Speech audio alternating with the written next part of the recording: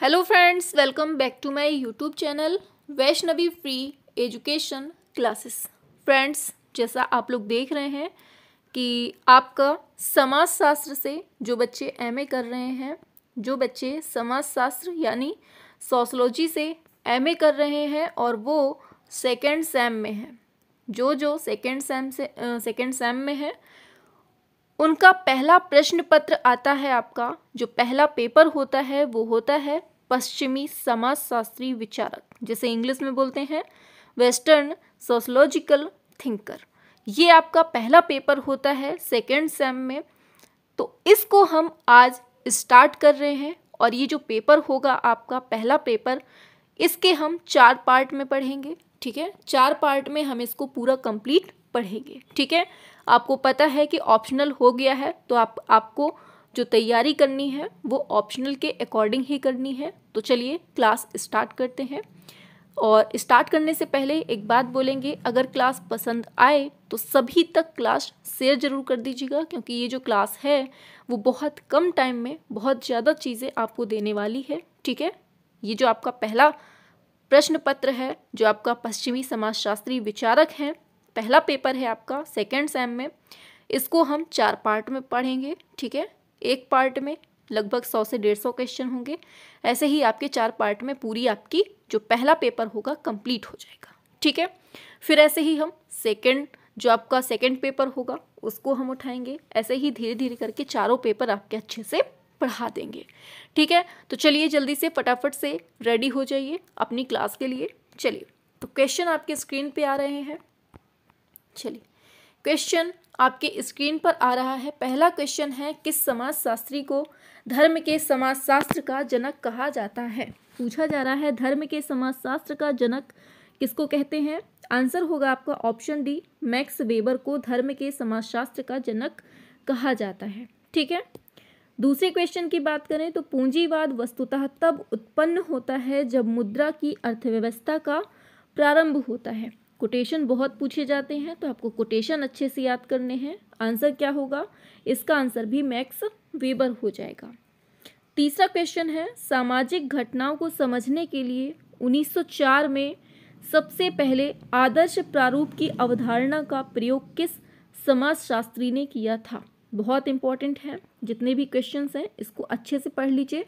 तो आंसर हो जाएगा आपका ऑप्शन सी, ये है मैक्स वेबर हो जाएगा। ठीक है, अब आगे देखते हैं। तो मैक्स वेबर के पूर्व आदर्श प्रारूप की अवधारणा पर विचार किसने किया था? मतलब मैक्स वेबर के पहले भी किसने दिया है ये? तो याद रखना है, स्टैम्बलर ने और रिकर्ट ने, डिल्थे, इन तीनों ने भी पहले दिया था। पूछा जा रहा है ट्रेटो, ये जो पुस्तक है ये किसकी है? मतलब इसके लेखक कौन है? तो आंसर याद रखना है, जो ये ट्रेटो है ये किसकी पुस्तक है? पेरेटो की है। ठीक है, किसकी है? पेरेटो की है। अब इसी से क्वेश्चन बहुत पूछा जाता है कि ये जो ट्रेटो है ये पुस्तक कितने खंडों में विभाजित है? तो याद रखना है 3 खंडों में विभाजित है। ठीक है, और निम्न में से कौन एक विद्यार्थी के रूप में पेरेटो के संपर्क में आए थे? मतलब स्टूडेंट के रूप में पेरेटो से कौन मिलते हैं? तो आंसर होगा आपका, ये मिलते हैं मुसोलिनी। क्या मिलते हैं? मुसोलिनी। फिर है, पेरेटो किस विद्वान के आर्थिक संतुलन के सिद्धांत से प्रभावित हुए थे? तो किससे? तो ये वालरस से प्रभावित हुए थे।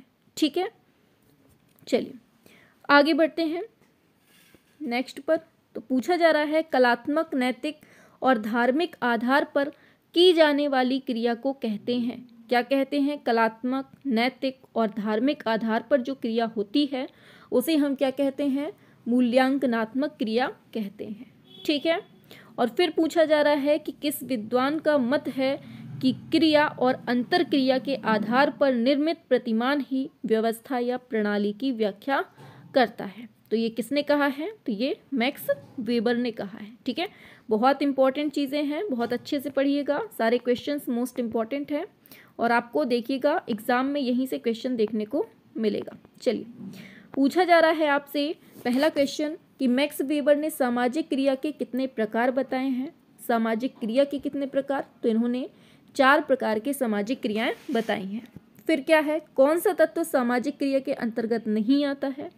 तो समझ लीजिए, सहानुभूति भी आता है, घृणा भी आता है, प्रेम भी आता है, लेकिन स्वप्न जो है ये नहीं आता है। ठीक है, आगे चलते हैं। तो समाजशास्त्र को सामाजिक क्रियाओं का अर्थपूर्ण बोध कराने वाला विज्ञान कौन से समाजशास्त्री ने माना है? अर्थपूर्ण बोध कराने वाला विज्ञान बताइए किसने माना है? तो ये आपके मैक्स वेबर ने माना है। ठीक है, आगे चलते हैं। पूछा जा रहा है कि निम्नलिखित में से सामाजिक क्रिया कौन सी है? सत्यनारायण की कथा करवाना, संकट के समय दूसरे की सहायता करना, टकराने पर झगड़ना, उपरोक्त सभी। आप सभी देख रहे हैं सभी में सामाजिक क्रियाएं हो रही हैं। ठीक है, ऑप्शन डी हो जाएगा। आगे है मैक्स वेबर का सामाजिक क्रिया का सिद्धांत सामाजिक परिवर्तन की व्याख्या करने में असमर्थ है और यह आलोचना निम्नलिखित में से किस समाजशास्त्री की है? बताइए। हेनरी किंच, मार्टिनडेल, एलन टोरेन, गर्थ। क्या होगा आंसर आपका? ऑप्शन सी हो जाएगा, एलन टोरेन हो जाएगा। ठीक है, याद रखना है। आगे बढ़ेंगे तो आगे आएगा निम्नलिखित में से कौन सी क्रिया सामाजिक क्रिया नहीं है? कीर्तन करना, तपस्या करना, सत्यनारायण की कथा करवाना, आरती में सम्मिलित होना। बताइए क्या होगा आंसर? ऑप्शन बी हो जाएगा, ये है तपस्या करना। ये नहीं है बल्कि बाकी सब है।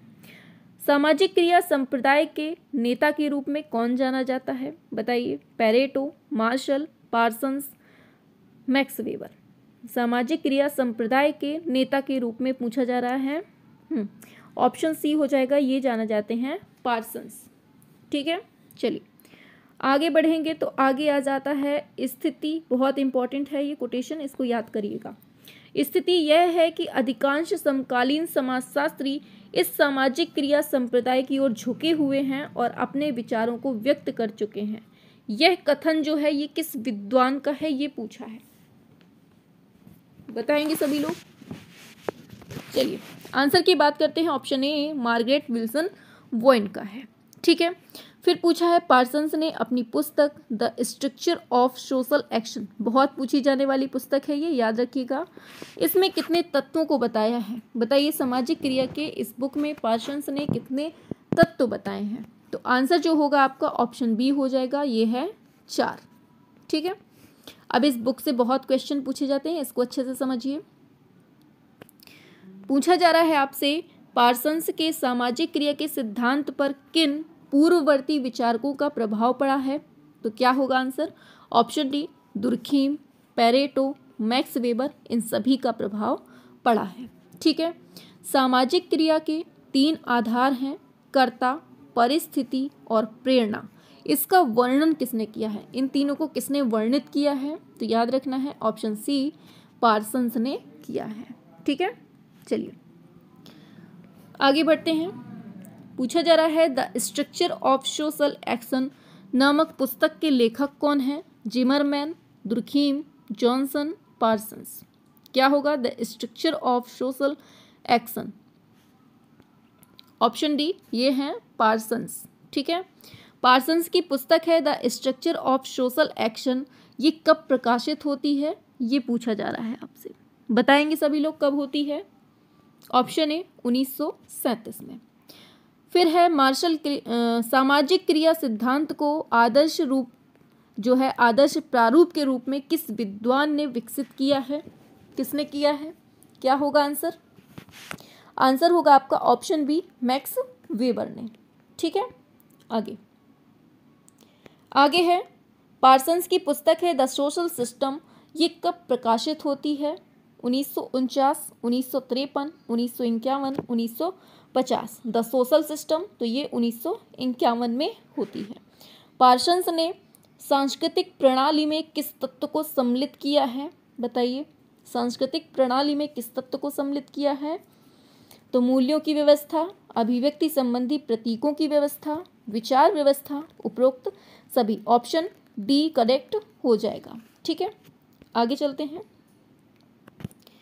किसका मत है कि अपनी स्थिति उच्च बनाए रखने के लिए किसी भी कुलीन तंत्र के द्वारा अपनाए जाने वाले तरीके, जिसमें निम्न वर्ग के खतरनाक नेताओं को उच्च वर्ग में शामिल कर लेना, रिश्वत का उपयोग करना, भ्रष्टाचार, जेल और निष्कासन भी है, अंत में नहीं चल पाते हैं?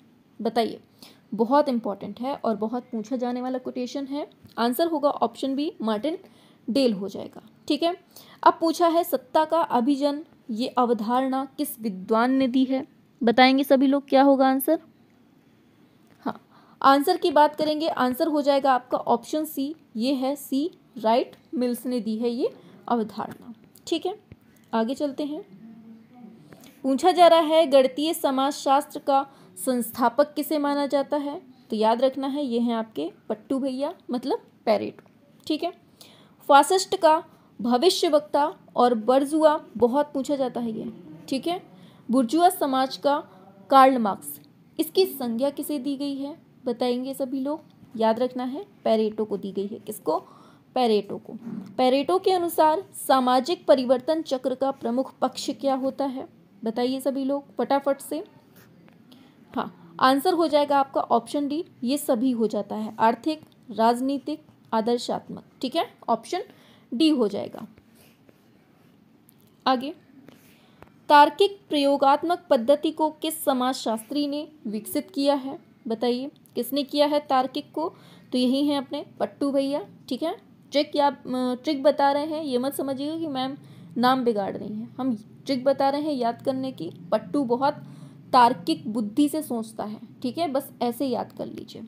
तार्किक प्रयोगात्मक पद्धति का मुख्य जो तत्व है वो कौन सा है? तो ये सभी है, निरीक्षण, वैषयिक अनुभव, तर्कयुक्त निष्कर्ष। ठीक है, आगे बढ़ते हैं। जिन लोगों को किसी विशिष्ट मानवीय गतिविधियों के क्षेत्र में सर्वोच्च अंक मिले, उनका यदि एक वर्ग बनाया जाए तो उसको हम क्या कहते हैं? अभिजन कहते हैं। ये जो परिभाषा दी है ये किसने कहा है? तो ये पेरेटो ने कहा है। ठीक है, और किसने कहा है कि इतिहास कुलीन तंत्र का कब्रिस्तान है? बताइए, इतिहास जो है वो कुलीन तंत्र का कब्रिस्तान है, तो ये विल्फ्रेडो पेरेटो ने ही कहा है। आगे बढ़ते हैं। निम्न में से कौन सी अवधारणा पेरेटो के परिवर्तन के सिद्धांत से संबंधित है? तो कौन सी है ये? अभिजात वर्ग का परिभ्रमण, बिल्कुल सही है। सामाजिक विभिन्नता, परिवर्तन का चक्रीय स्वरूप, ये सभी जो हैं संबंधित हैं। अब देखिए कोटेशन ये वाला बहुत इंपॉर्टेंट है, इसको अच्छे से पढ़ लीजिए। पेरेटो के लिए समस्त समाज सदैव के लिए दो वर्गों में विभाजित हो गया है। पहला जो है साहसी सट्टेबाज, जो संकट में पड़ने को तैयार रहते हैं, और दूसरा है वे जो पीछे बैठते हैं और ऐसा करने से इनकार कर देते हैं। तो ये किसने कहा है? हीन्स मॉस ने कहा है। किसने कहा है? हीन्स मॉस ने कहा है, याद रखना है। आगे देखिए, नेक्स्ट क्वेश्चन है आपके सामने। पेरेटो का परिवर्तन का सिद्धांत किन दो अवशेषों पर आधारित है? संयोजन तथा सामाजिकता से संबंधित अवशेष, संयोजन तथा सामूहिक स्थायित्व के अवशेष, संयोजन तथा व्यक्ति के संगठन के अवशेष, संयोजन तथा यौन संबंधी अवशेष। परिवर्तन का सिद्धांत पूछा है, तो आंसर होगा आपका ऑप्शन बी, संयोजन और साथ में सामूहिक स्थायित्व के अवशेष। ठीक है, इंपॉर्टेंट है। आगे बढ़ते हैं। तो नेक्स्ट, ये बहुत पूछा गया है, इसको भी याद रखिए। इसमें क्या कहा जा रहा है कि पेरेटो के सामाजिक स्तरण को स्पष्ट करते हुए लिखा है कि इस उद्देश्य के लिए वह इसे अर्थात समाज को उच्च वर्ग और निम्न वर्ग इन दो वर्गों में बांटने के अतिरिक्त कुछ नहीं करता। उच्च वर्ग में सामान्यतः वे लोग आते हैं जिनमें सामान्यतः जनता की अपेक्षा किसी विशेष गुण की प्रधानता होती है और वे सदैव अल्पमत में होते हैं। क्या होगा आंसर? ऑप्शन सी, ये हैं पार्सन्स। ठीक है, आगे। सामाजिक परिवर्तन की व्याख्या में किस विचारक ने सट्टेबाज तथा रेंटियर शब्दों का प्रयोग किया है? तो किसने किया है? ये पेरेटो ने किया है। ठीक है, सट्टेबाज और रेंटियर का प्रयोग पेरेटो ने किया है। सट्टेबाज व्यक्तियों की विशेषता क्या है? तो ये गतिशीलता, चालाकी, योग्यता, ये सभी हैं। आगे चलते हैं। तो किसने कहा है कि सामाजिक विचार साथी मनुष्यों के बीच पाए जाने वाले संबंधों को, मतलब संबंधों से संबंधित है? बताइए, सामाजिक विचार साथी मनुष्यों के बीच पाए जाने वाले संबंधों से संबंधित है, ये कथन है रोलिन चैम्बलिस। ठीक है, ऑप्शन बी होगा। The development of social thought, इस पुस्तक के लेखक कौन है? बताइए। The development of social thought, तो ये हो जाएगा आंसर ऑप्शन डी, ये है बोगार्डस। क्या होगा आंसर? ऑप्शन डी हो जाएगा। नेक्स्ट, बहुत इंपॉर्टेंट, ज्ञान सद्गुण है और सद्गुण ज्ञान है, ये कहा है सुकरात ने, बहुत इंपॉर्टेंट है, याद रखना है। रिपब्लिक पुस्तक किसकी है? तो ये आपके प्लेटो की है, बहुत इंपॉर्टेंट है। सामाजिक विचार अमूर्त हैं, ये बहुत पूछा जाता है। सामाजिक विचार जो होते हैं वो कैसे होते हैं? अमूर्त हैं, ये कहा है बोगार्डस ने। किसने? बोगार्डस ने। ठीक है, अब देखिए प्लेटो जो है ना, ये निम्न में से किस विद्वान का शिष्य था? प्लेटो के गुरु के नाम पूछा है, तो ये हैं अपने सुकरात के। सुकरात के शिष्य कौन थे? प्लेटो थे। ठीक है, और आगे है तो मेटाफिजिक्स, एक सेकेंड ऊपर कर देते हैं इसको, एक साथ आ जाएंगे नेक्स्ट भी। चलिए, पूछा जा रहा है मेटाफिजिक्स, पॉलिटिक्स और इथिक्स, इन पुस्तकों के लेखक कौन हैं? सिनेका, अरस्तु, लुक्रेटियस, सिसरो। क्या होगा? ऑप्शन बी, ये हैं अरस्तु। ठीक है, मानव जीवन का परम लक्ष्य सुख है और राज्य की उत्पत्ति में मनुष्य का स्वार्थ निहित है। इन विचारों को सबसे पहले किस विद्वान ने प्रस्तुत किया है? आंसर हो जाएगा एपिक्यूरस। ऑप्शन सी क्या हो जाएगा? एपिक्यूरस हो जाएगा। अब पूछा है कन्फ्यूशियस का संबंध कौन से देश से है? बताइए, कन्फ्यूशियस कहाँ का है? तो याद रखना है इसका संबंध है ऑप्शन बी, ये चीन से संबंधित है। अरस्तु किस विद्वान का शिष्य था? बताइए, प्लेटो, सुकरात, कन्फ्यूशियस, लुट्जे। बताइए, अरस्तु जो है ये प्लेटो का शिष्य था। ठीक है, सुकरात का शिष्य कौन हुआ? सुकरात का शिष्य क्या हुआ? बताइए फटाफट से, अभी हमने पूछा था, अभी अभी हमने पढ़ा है ऊपर, फटाफट से बताएंगे सुकरात के शिष्य कौन है। आगे चलते हैं। कन्फ्यूशियस तथा सिटी ऑफ गॉड पुस्तक के लेखक कौन है? बताइए, Lucretius, Thomas Aquinas, Saint Augustine, Saint Paul. क्या होगा आंसर? ऑप्शन सी, ये है सेंट अगस्टाइन। फिर पूछा जा रहा है फ्रांस की राज्य क्रांति कब होती है? तो आंसर आपका ऑप्शन ए हो जाएगा 1789 से 1795 के बीच में फ्रांस की क्रांति होती है। ठीक है, अब देखिए इसमें क्या दे रहा है, फ्रांस की जो क्रांति है वो किससे प्रभावित किया? बताइए, किसको प्रभावित किया? आपके क्वेश्चन दिया है सामने, आंसर करेंगे। राजाओं के ईश्वरीय अधिकारों की समाप्ति, फिर है प्राचीन मान्यताओं की समाप्ति, फिर है अभिजात वर्गों के अधिकारों की समाप्ति, उपरोक्त सभी। आंसर डी हो जाएगा, उपरोक्त सभी। ठीक है, फिर है औद्योगिक क्रांति का प्रारंभ सबसे पहले कौन से देश में होता है? तो ये आपके ऑप्शन बी, इंग्लैंड में होता है। ठीक है, आगे है औद्योगिक क्रांति का प्रमुख लक्षण क्या है? शक्ति संचालित मशीनों का प्रयोग, आधुनिक परिवहन एवं संचार व्यवस्था, विस्तृत बाजार व्यवस्था, उपरोक्त सभी। क्या होगा आंसर? ऑप्शन डी हो जाएगा, उपरोक्त सभी। ठीक है, जितने भी क्वेश्चंस आप देख रहे हैं बेहद इम्पॉर्टेंट हैं और इनको अच्छे से पढ़ के जाइएगा। ठीक है, उम्मीद है कि आपको पूरे के पूरे यहीं से क्वेश्चन मिल जाएंगे। ठीक है, और क्लास को शेयर ज़रूर कर दीजिएगा। अगर क्लास पसंद आ रही है तो फटाफट से क्लास लाइक कर लीजिए। ठीक है, चैनल सब्सक्राइब ना किए हो तो कर लीजिए, क्योंकि अब जो ये आपके जितने भी बाकी के 3 पेपर बचते हैं वो भी हम आपको ऐसे ही करवा देंगे। ठीक है, 4-4 पार्ट में ऐसे ही हर पेपर को करवा देंगे। चलिए, इसका है निकोलो मैकियावेली जो है ये कौन से देश के निवासी थे? तो आंसर होगा आपका ऑप्शन सी, ये इटली के थे। ठीक है, आगे बढ़ जाते हैं। तो पूछा जा रहा है निम्न विचारकों में से यथार्थवाद का समर्थक कौन था? बताइए, यथार्थवाद का, तो ये निकोलो मैकियावेली जो हैं ये यथार्थवाद के समर्थक थे। किस विद्वान ने सर्वप्रथम समाज के वैज्ञानिक अध्ययन, आनुभविक खोज तथा सामाजिक घटनाओं के कारणों की खोज पर बल दिया है? किसने दिया है? तो ये आपका ऑप्शन ए हो जाएगा, अब्देल रहमान इब्न खातून। क्या होगा आंसर? Option A. ठीक है,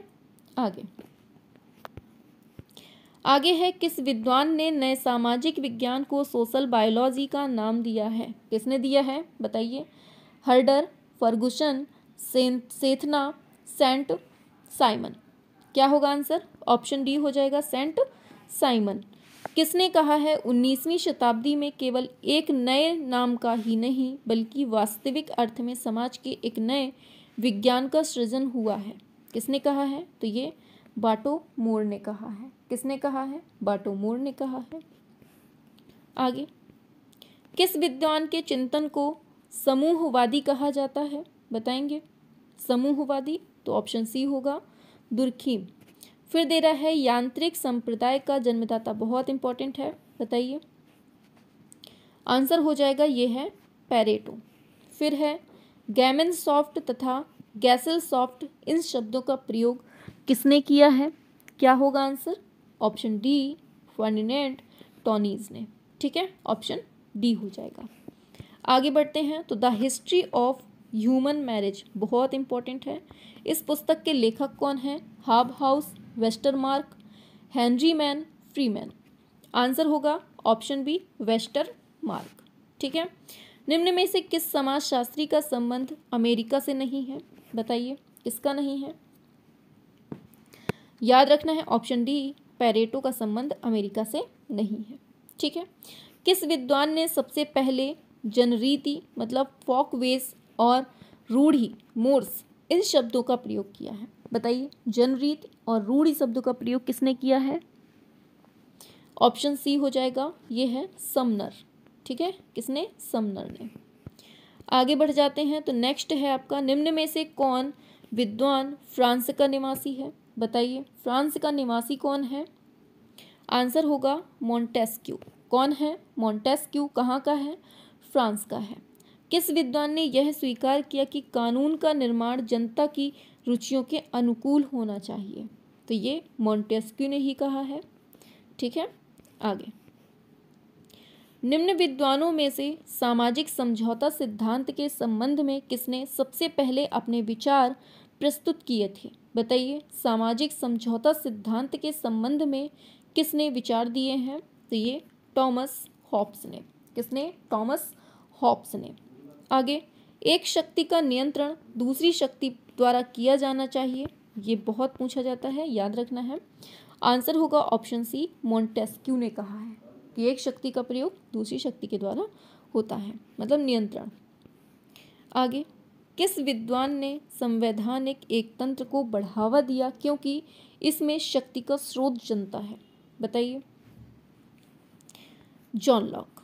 ठीक है, क्लास अगर पसंद आ रही है तो सभी तक शेयर करना है। ठीक है, क्योंकि ये जो आप लोग एमए समाजशास्त्र से कर रहे हैं, सेकेंड सेम वाले बच्चे हैं, और आपका जो ये पहला पेपर है पश्चिमी समाजशास्त्री विचारक, इसका हम 4 पार्ट करवाएंगे। आज आप लोग पहला पार्ट देख रहे हैं, कल हम आपका दूसरा पार्ट दे देंगे, ऐसे ही परसों तीसरा पार्ट, और फिर उसके बाद चौथा पार्ट, फिर इसके बाद दूसरा पेपर उठाएंगे, दूसरा पेपर जो होगा आपका उसको उठाएंगे, फिर ऐसे ही उसको कंप्लीट करेंगे, ऐसे ही धीरे धीरे करके आपके चारों पेपर कंप्लीट कर देंगे। ठीक है, तो आपको सभी तक क्लास शेयर कर देनी है, तभी हम आपका आगे का बढ़ाएंगे। ठीक है, अगर आप लोगों को नहीं चाहिए होगा तो हम दूसरी क्लासें नहीं लाएंगे। ठीक है, तो जिसको जिसको चाहिए इसके बाद वाली क्लासें, तो आपको नीचे कमेंट बॉक्स पे कमेंट करके बता देना है। ठीक है, हम प्लेलिस्ट बना देंगे, अगर आप लोगों को चाहिए होगी तो प्लेलिस्ट बना देंगे, आप लोग वहाँ से जाकर पढ़ लीजिएगा। ठीक है, चलिए, तो ऑप्शन बी होगा इसका। चलिए, ऊपर का पढ़ा दिया है, इसको करना है। पूछा जा रहा है, किस विद्वान ने सुखवादी दर्शन और स्वतंत्र इच्छा की धारणा के आधार पर अपने विचार प्रस्तुत किए? तो आंसर होगा बेंथम। किसने? बेंथम ने। आ ट्रीटाइज ऑन ह्यूमन नेचर, इस पुस्तक के लेखक कौन है? क्या होगा answer? Option D David Hume. कौन है ये? डेविड ह्यूम है। सामाजिक समझौता सिद्धांत में प्राकृतिक अवस्था विचार का प्रयोग कौन से विद्वान ने किया है? क्या होगा answer? Option C Thomas Hobbes. ठीक है, ऑप्शन सी हो जाएगा करेक्ट, बिल्कुल। आगे चलते हैं। पूछा जा रहा है, क्रिटिक ऑफ प्योर रीजन पुस्तक के लेखक कौन है? Hume, Kant, Voltaire, Condorcet. क्या होगा? Critique of pure reason. Option A Hume. आधुनिक उदारवाद का जनक किसको कहते हैं? बताइए, क्या होगा आंसर? आधुनिक उदारवाद, तो ये है जॉन लॉक को। नेक्स्ट, किसने कहा है मनुष्य जन्म से स्वतंत्र है किंतु वह सर्वत्र जंजीरों से बंधा हुआ है? बहुत इंपॉर्टेंट है, मनुष्य स्वतंत्र है लेकिन वह फिर भी जंजीरों से बंधा हुआ है। ऑप्शन सी, रूसो ने कहा है। किसने रोमन कैथोलिक धर्म के पाखंडों को समाप्त करने तथा समाज सुधार के लिए ईसाई धर्म में संशोधन किया है? तो क्या होगा?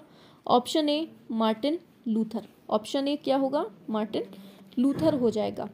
आगे बढ़ेंगे तो आगे आ जाएगा नेक्स्ट क्वेश्चन। किसका मत है कि सामाजिकता की प्रवृत्ति के पीछे कुछ नैसर्गिक मतलब मनोवैज्ञानिक प्रेरणाएं कार्य करती हैं? किसने कहा है सामाजिकता की प्रवृत्ति के पीछे कुछ मनोवैज्ञानिक प्रेरणाएं होती हैं? तो ये डेविड ह्यूम ने कहा था। ठीक है। लेवायथन पुस्तक के लेखक कौन है? तो ये टॉमस हॉब्स हैं। कौन है ये? टॉमस हॉब्स हैं। नेक्स्ट चलते हैं तो टॉमस हॉब्स निम्न में से किस विद्वान से प्रभावित था? ये सभी से, बेकन, जॉनसन, गैलीलियो, इन सभी से प्रभावित था। ठीक है। निम्न में से कौन उपयोगितावादी विचारधारा से संबंधित है? बताइए, उपयोगितावादी विचारधारा से संबंध किसका है? ऑप्शन सी हो जाएगा जेरेमी बेंथम। किसका है? जेरेमी बेंथम का है। आगे, सोशल कॉन्ट्रैक्ट पुस्तक किसकी मतलब इसको लिखा किसने है? सोशल कॉन्ट्रैक्ट तो याद रखना है ऑप्शन ए, रूसो ने इसको लिखा है। ठीक है। आगे, किस विद्वान ने प्रजा का कर्तव्य आज्ञा पालन बताया क्योंकि आज्ञा पालन द्वारा ही राज्य की व्यवस्था संभव है? क्या होगा आंसर? बताइए, बहुत इंपॉर्टेंट है ये। प्रजा का कर्तव्य आज्ञा पालन बताया है क्योंकि आज्ञा पालन द्वारा ही राज्य की व्यवस्था संभव है। Niccolo Machiavelli. ठीक है। मनुष्य स्वतंत्र पैदा हुआ है किंतु वह हर जगह से बंधन में है। अभी ऊपर ही पढ़ा है। ऑप्शन डी, रूसो हो जाएगा। आगे, स्पिरिट ऑफ लॉज इस पुस्तक के लेखक का नाम बताना है। Spirit of laws option C होगा, ये है मॉन्टेस्क्यू। क्या होगा? मॉन्टेस्क्यू हो जाएगा। अब देखिए नेक्स्ट पर चलते हैं तो मनुष्य की सामाजिकता का सिद्धांत बहुत इंपॉर्टेंट है। मनुष्य की सामाजिकता का सिद्धांत तथा राज्य के विकास का सिद्धांत ये किस किस विद्वान से संबंधित है? आंसर होगा ऑप्शन बी, अरस्तु। क्या होगा आंसर? अरस्तु हो जाएगा। ठीक है। नेक्स्ट पर आते हैं तो किस विचारक का यह मत था कि अत्याचारी राजा की आज्ञा का भी पालन करना चाहिए? क्या होगा आंसर? देखिए क्लास को बार बार देख लीजिएगा, 2 से 3 बार देख लीजिएगा और जब एग्ज़ाम देने जाइएगा उसके पहले एक बार देख लीजिएगा, क्योंकि हम बहुत कम टाइम में बना रहे हैं, बहुत कम टाइम में हम आपको क्वेश्चंस दे रहे हैं, तो आप लोग आराम से रिवीजन भी कर सकते हैं जाते जाते एग्ज़ाम तक। ठीक है। तो आप लोग एग्ज़ाम देने के पहले एक बार ज़रूर देख लीजिएगा फिर से, ताकि आपको बिल्कुल से दिमाग में सेट हो जाए चीज़ें और आप एग्ज़ाम में सॉल्व कर सकें। हाँ, आंसर होगा आपका ऑप्शन डी, सेंट अगस्टाइन। ठीक है। यह विचार किस विद्वान से संबंधित है कि मनुष्य के पापों के प्रायश्चित के लिए धन नहीं बल्कि दान की आवश्यकता होती है? किसने कहा है? सेंट फ्रांसिस ने कहा है। किस विद्वान ने यह सुझाव दिया था कि मानव समाज का निर्देशन बाइबल में वर्णित दैवी सत्यों द्वारा होना चाहिए? तो किसने कहा है ये? Option A, Thomas Aquinas. ठीक है। आगे बढ़ते हैं। किसका मत था कि चर्च की संपूर्ण संपत्ति राज्य द्वारा जब्त कर लेनी चाहिए क्योंकि यह संपत्ति व्यक्ति के शोषण द्वारा एकत्रित की गई है? तो क्या होगा आंसर इसका? ऑप्शन सी, ये है ड्यूबोथ। क्या हो जाएगा आंसर? ऑप्शन सी, ड्यूबोथ। नेक्स्ट है द प्रिंस और डिस्कोर्सेस ऑफ लेवी। इस पुस्तक के लेखक कौन हैं? ये दोनों पुस्तकें किसकी हैं? तो ये निकोलो मैकियावेली की हैं। ठीक है। आगे है किसका मत है कि मनुष्य का मूल स्वभाव स्वार्थी और युद्ध प्रिय होता है? किसने कहा है? तो ये टॉमस हॉब्स ने कहा है। ठीक है। और किसका मत है कि सरकार समाज नहीं है, समाज ने सरकार को जन्म दिया है? बहुत इंपॉर्टेंट है। किसने कहा है? जॉन लॉक ने कहा है। ठीक है। और किसने बताया कि राज्य सत्ता का स्रोत राजा नहीं बल्कि जनता है? बताइए, बहुत इंपॉर्टेंट चीज़ें हैं ये, अच्छे से पढ़ना है, रिवीजन करते जाना है। हाँ, ऑप्शन सी हो जाएगा, ये है पेड़ुआ। ठीक है। आगे चलते हैं तो किस समय फ्रांस प्रथम बार एक स्वतंत्र राष्ट्र के रूप में अस्तित्व में आता है? 1794 में, 1790 में, 1796 में, 1792 में? ये 90 में आता है, 1790 में। ठीक है, आगे चलते हैं। फ्रांस की क्रांति का प्रभाव कौन से क्षेत्र पर पड़ता है? बताइए क्या होगा?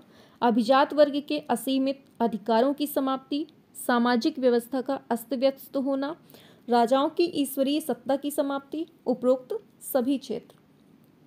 बताएंगे सभी लोग। 98। हाँ, इन सभी में। ठीक है, इन सभी पर प्रभाव देखने को मिलता है। अब बताइए, फ्रांस के जो राजा थे लुई 16वां, इसको मृत्युदंड कब दिया जाता है? बताइए। आंसर होगा ऑप्शन ए 21 जनवरी 1793 में। ठीक है, हालांकि आप लोग आंसर देख लेते हैं, सामने ही लिखा है, लेकिन एक बार खुद से भी बोल कर देखिएगा कि हाँ, इसका जो मृत्युदंड है, पहले क्वेश्चन बोलिए खुद के मन में, फिर आंसर बोलिए। ठीक है, ऐसे आपको याद हो जाएगा। आगे चलते हैं।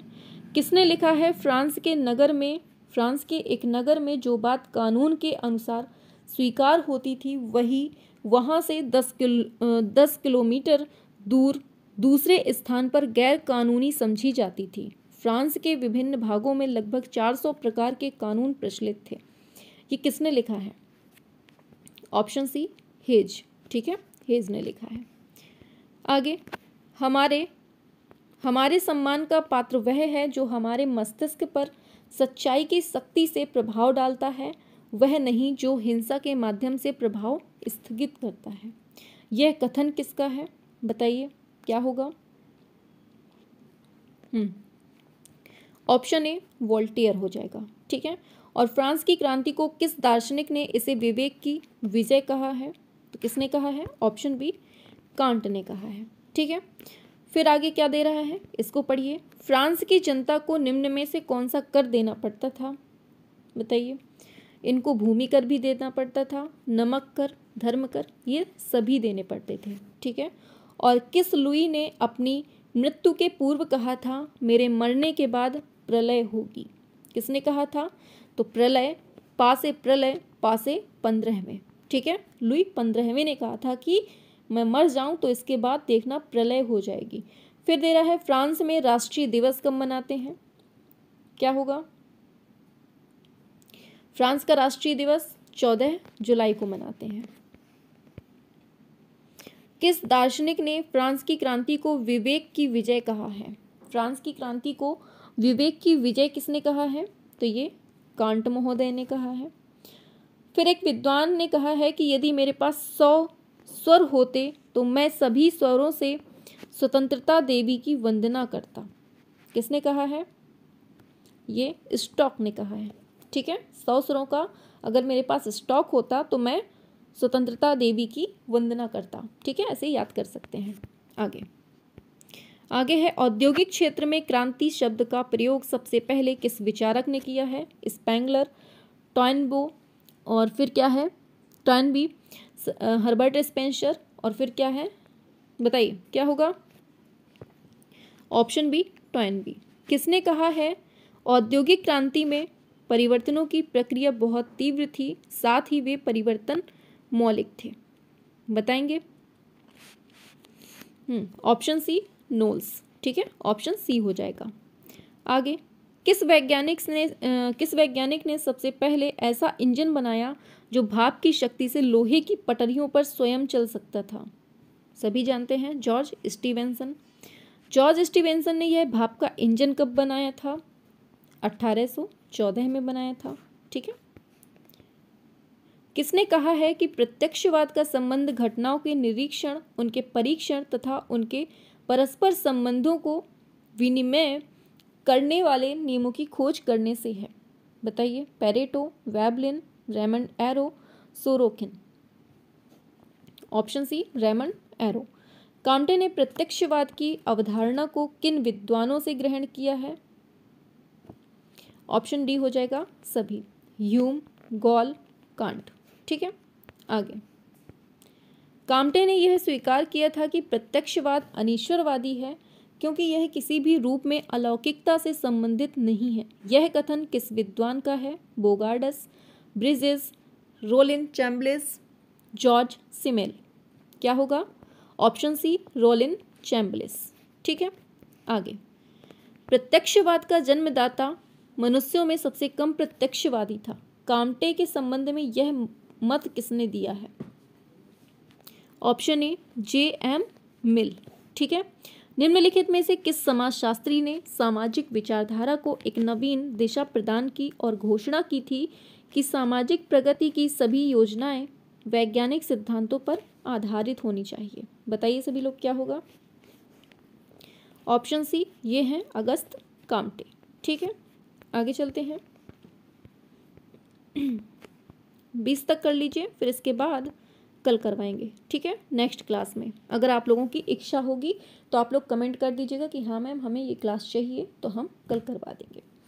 दे रहा है, काम्टे ने अपने पहले के वैज्ञानिक अभिमत तथा दृष्टिकोण की निर्दयतापूर्वक हत्या की है। यह कथन किससे संबंधित है? ये कोटेशन बहुत पूछे जाते हैं, इनको अच्छे से पढ़ लेना।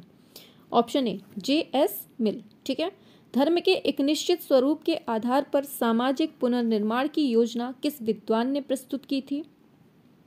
Option D Auguste Comte. आगे है, किसने कहा है काम्टे का प्रत्यक्षवाद अत्यंत अमूर्त धारणा है? धर्म, लोकतंत्र, रूढ़ियाँ आदि अन्य ऐसी गुणात्मक धारणाओं की भांति इनके इतने अर्थ हैं कि इनका अर्थ स्पष्ट नहीं हो सकता। ये किसने कहा है? ऑप्शन ए रोलिन चैम्बलिस ने। ठीक है, नेक्स्ट है, काम्टे की पुस्तक है सिस्टम ऑफ पॉजिटिव पॉलिटी। इसका 4 खंडों में प्रकाशन कब होता है? बताइए। सिस्टम ऑफ पॉजिटिव पॉलिटी, सबसे पहली बात, पुस्तक किसकी है? काम्टे की है। आंसर होगा 1851 से 54 के बीच में। तो 120 क्वेश्चन आज हमने करवा दिए हैं। ठीक है, अब आप लोग कमेंट में हमें बताएंगे, अब आप लोग नीचे कमेंट में बताएंगे कि क्या आपको ऐसी ही नेक्स्ट क्लासेस चाहिए या नहीं चाहिए।